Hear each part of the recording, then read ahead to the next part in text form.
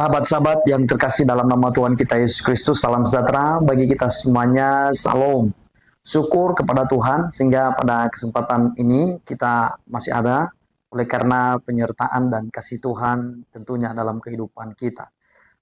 Saya mengajak kita semuanya pada kesempatan ini untuk merenungkan kebenaran firman Tuhan. Namun sebelumnya saya mengajak kita untuk berdoa. Segala puji syukur, hormat kemuliaan bagi Allah Tritunggal, Sang Bapa, Sang Firman dan Roh yang Kudus, Allah kami yang Esa. Kami bersyukur atas penyertaan dan kasih-Mu bagi kami, sehingga kami ada sampai detik ini. Saat ini kami merenungkan kebenaran firman-Mu dan kami memohon, biarlah firman ini bisa menjadi kekuatan, penyemangat, dan membuat kami semakin mengenal dan lebih dekat lagi kepada Tuhan. Dalam nama Tuhan Yesus kami sudah berdoa dan mengucap syukur. Amin. Saudara-saudari yang dikasih Tuhan, sebagai nats khotbah pada kesempatan ini terambil di dalam kitab Kejadian pasal 42 ayat 6 sampai dengan ayatnya yang ke-17. Saya akan bacakan, demikianlah bunyi firman Tuhan. Sementara itu Yusuf telah menjadi mangka bumi di negeri itu. Dialah yang menjual gandum kepada seluruh rakyat negeri itu. Jadi ketika saudara-saudara Yusuf datang, kepadanya lah mereka menghadap dan sujud dengan mukanya sampai ke tanah. Ketika Yusuf melihat saudara-saudaranya, segeralah mereka dikenalnya. Tetapi ia berlaku seolah-olah ia orang asing kepada mereka.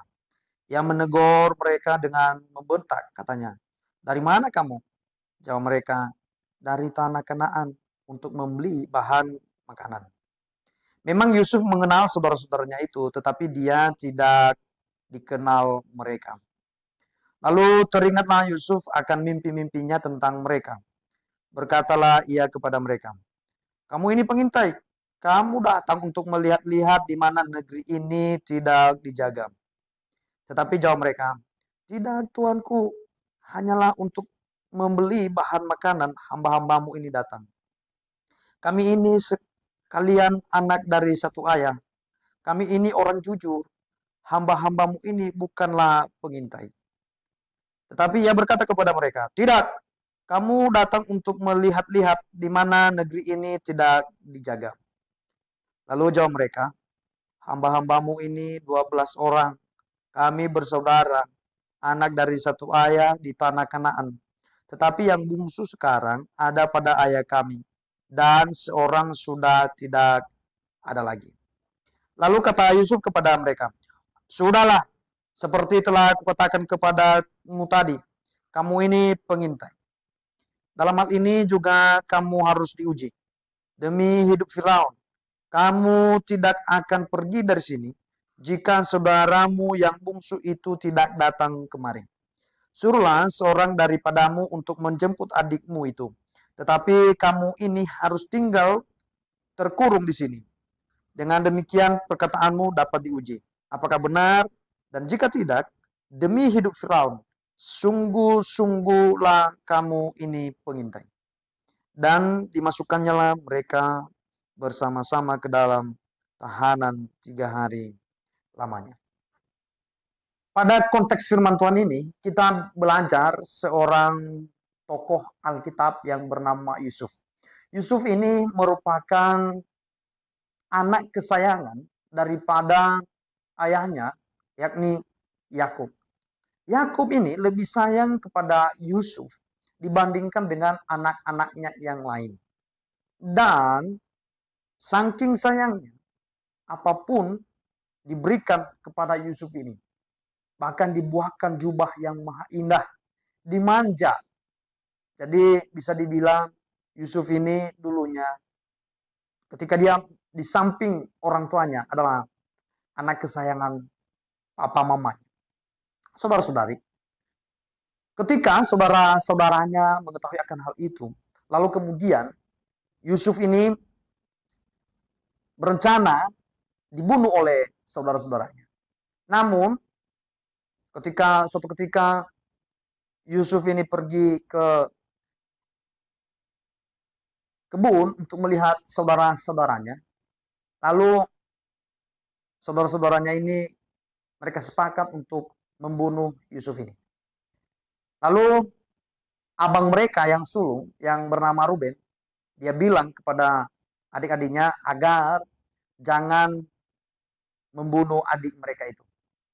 Mendingan dia dimasukkan dalam sumur. Sebenarnya maksud daripada abang mereka ini adalah dia tidak ingin kalau adik mereka ini dibunuh oleh saudara-saudaranya atau diperlakukan tidak baik.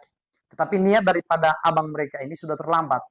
Karena dia baru menyesali, dia baru mengatakan kata-kata itu kepada adik-adiknya setelah semua adik-adiknya yang lain sudah sepakat untuk melakukan tindakan-tindakan yang tidak baik kepada Yusuf ini. Namun, ya akhirnya saudara-saudaranya semua sepakat untuk tidak jadi membunuh Yusuf. Lalu mereka sepakat untuk memasukkannya dalam sebuah sumur yang tidak ada airnya. Tiba-tiba ketika ada seorang orang lewat, lalu akhirnya mereka menjual Yusuf ini. Mereka bilang, kalau misalnya kita membuangnya dalam sumur, kita tidak mendapatkan apa-apa. Tapi kalau misalnya kita menjualnya, maka kita bisa mendapatkan uang. Lalu akhirnya mereka menjual kepada orang Ismail.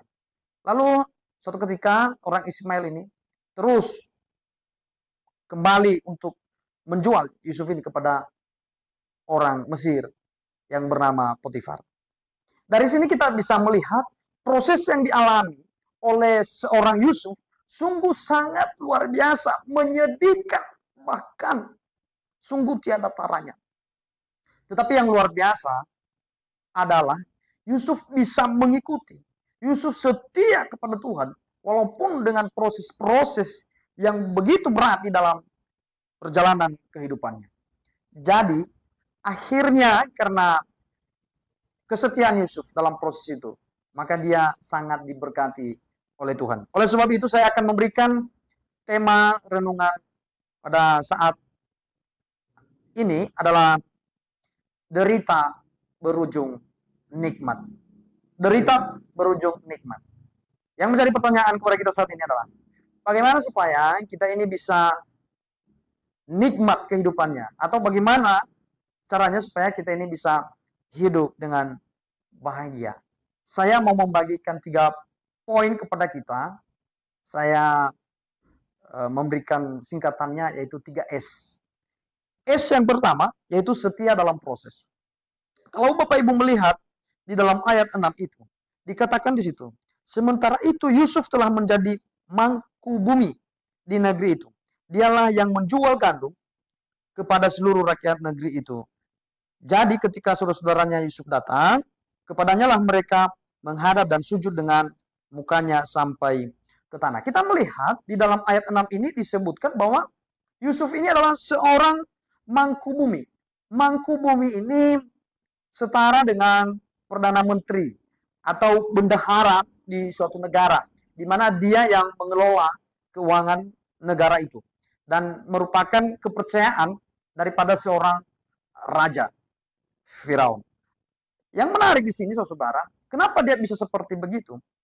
Karena dia setia dengan proses-proses yang dia alami. Dia setia kepada Tuhan. Dia tidak pernah meninggalkan Tuhan walaupun proses yang dialaminya sungguh sangat berat sekali. Jadi yang pertama yang harus kita lakukan kalau kita mau hidup ini bahagia, maka yang pertama adalah setia dengan proses yang Tuhan izinkan terjadi di dalam kehidupan kita.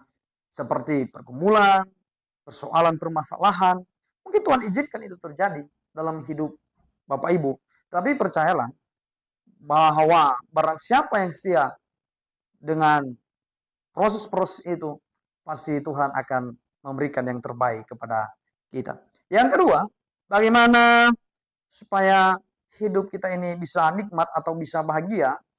Yang kedua adalah selalu melepaskan pengampunan. Ya, S kedua selalu melepaskan pengampunan. Perhatikan saudara, di dalam konteks firman Tuhan ini, sebenarnya Yusuf ini bisa saja dia benci kepada saudara-saudaranya. Ya, kalau misalnya kita mengikuti alur ceritanya, ya, Dia bisa saja benci kepada itu, bahkan terekam dalam memorinya dia. Bahkan tadi kita mendengarkan dalam firman ini dikatakan bahwa dia mengingat, ya, mengingat apa yang diperlakukan oleh saudara-saudaranya kepadanya. Artinya apa? Kalau dia tidak bisa menguasai dirinya, maka otomatis dia bisa saja stres. Tetapi meskipun demikian, dia selalu melepaskan pengampunan kepada saudara-saudaranya ini. Dia menerima mereka, dia sangat memperhatikan mereka. Walaupun ketika mereka ketemu dengan Yusuf ini pertama kalinya, dia pura-pura tidak kenal. Tetapi itu merupakan strategi Yusuf supaya saudara-saudaranya ini bisa membawa orang tuanya dan juga membawa adik mereka yang paling bungsu kepada mereka sehingga mereka bisa bertemu kembali. Ini merupakan tujuan daripada Yusuf. Makanya kemudian nantinya kalau kita melihat ya, beberapa dari saudara-saudaranya itu ditahan kan, dimasukkan di dalam tahanan. Bukan karena dia berniat jahat kepada mereka, tetapi ini merupakan strateginya supaya keluarganya yang lain bisa datang kepadanya dan dia bisa bertemu. Jadi meskipun demikian, Yusuf ini selalu melepaskan pengampunan. Dia melepaskan pengampunan kepada saudara-saudaranya. Karena Yusuf percaya bahwa Tuhan mengasihi mereka. Karena Yusuf percaya kalau dia diizinkan oleh Tuhan mengikuti, mengalami hal-hal atau ujian-ujian yang berat dalam kehidupannya, ada maksud dan rencana Tuhan yang sungguh luar biasa. Yang ketiga, bagaimana supaya kita mengalami kenikmatan atau kebahagiaan dalam kehidupan ini? S ketiga, yaitu selalu menolong. Jadi perhatikan, di dalam ayat ini disebutkan bahwa Yusuf memperhatikan, ya, memperhatikan saudara-saudaranya. Kita mengamati ayat ini, maka dijelaskan oleh seorang penulis kitab Kejadian ini bahwa Yusuf ini berlaku baik kepada saudaranya. Dia memperhatikan, dia menolong, dia peduli dengan mereka. Inilah merupakan sikap yang harus kita miliki kalau kita mau hidup ini penuh dengan damai, dipenuhi dengan sukacita, dipenuhi dengan kebahagiaan.